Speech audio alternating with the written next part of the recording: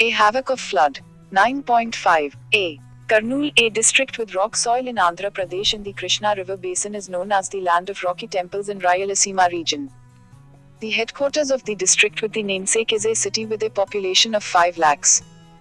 Thousands of tourists from various parts of the state travel through the city on their way to tourist spots. The people of the city welcome the tourists in a warm mood. This is a part of their daily routine. Every morning is colorful for them. But on 28th of September 2009, no tourist visited the city from any part of the state. No bus entered the city from any distant village or town. Something terrible happened which stopped the visitors.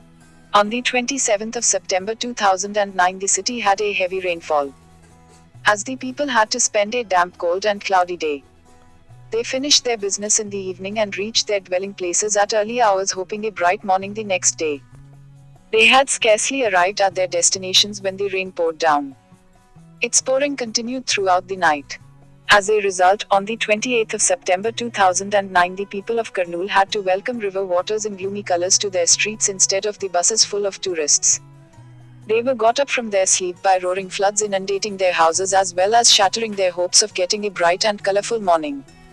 At 10 a.m., the Central Water Commission forecast that the inflows to the Srishalam Dam would go up to an enormous level of 20 lakh cusecs of water, the highest in its history, posing a threat to the villages on the banks of the Krishna River. By the noon of the day, people bore the brunt of the flood fury as the flood water reached the first story of several buildings. The Srishalam right bank powerhouse submerged. There were heart-rending scenes of people frantically seeking assistance to rescue them. The people had never experienced before such a trauma and loss of property. But the government did not have sufficient number of boats and men to help them. The authorities estimated that about 40,000 people had taken shelter on the rooftops. The floods inundated about 60 villages all over the district. Many of them completely submerged. Much of the misery was caused by the Tungabhadra and the Handri-Neva rivers, tributaries of the Krishna. Several places, including Mantraling, the seat of Sri Raghavendra Swami Mutt, were under a sheet of 10 feet of water for 4 days. The government was forced to seek the help of the Army and the Navy. One of the IAF, Indian Air Force, helicopters, requisitioned by the government, rescued 15 farmers trapped in a swollen stream in a daring operation. The Sunkesula barrage across the Tungabhadra breached at 2 places as it could not discharge the massive flood. 30 relief camps were opened in Kurnool to provide food and shelter to at least 25,000 people rendered homeless. Many people lost everything they had.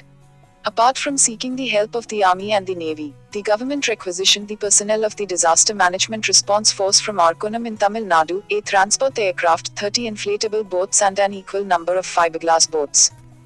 Although water rose to the roof level, people were reluctant to leave their houses and were still seen groping for their valuables. The pathetic plight was that the people of the villages hurried to the safer places for their lives, leaving everything they had: houses, properties, lands and cattle. Heart-rending sights welcomed them when they were back home after the flood catastrophe.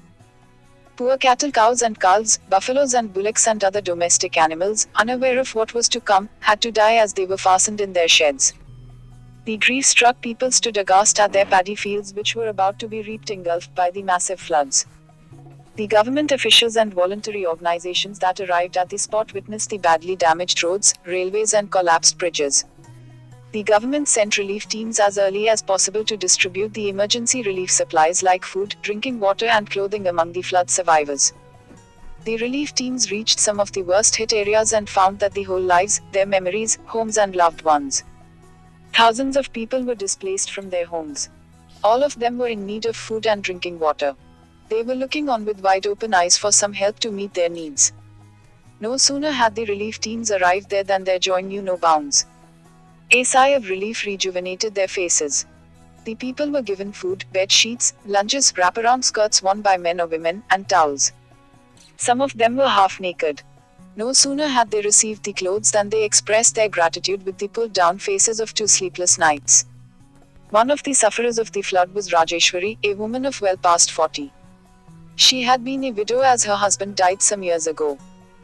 No sooner had the relief team visited this family than they bitterly cried and held on to the members of the team, sharing their problems with tears rolling down the cheeks.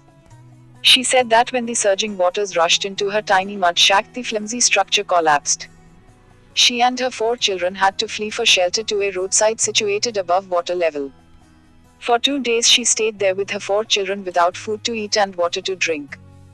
She said that she had to watch her young children suffer, not knowing what to do. The relief team brought her and her 4 children to a flood relief distribution camp which was being organized by the government in Kurnool. There she received rice, blankets and other supplies her family needed. She felt that the help came as a great relief in her utter despair. Many private donors were moved on seeing her children. They provided the mother with some rice, corn, some pots and pans for cooking. They also constructed a temporary shed for her family. She expressed her gratitude with a beaming face, saying that she would remain ever thankful for the help she received. Help always pays gratitude. Thank you very much. K. Nagaraju S. A. English.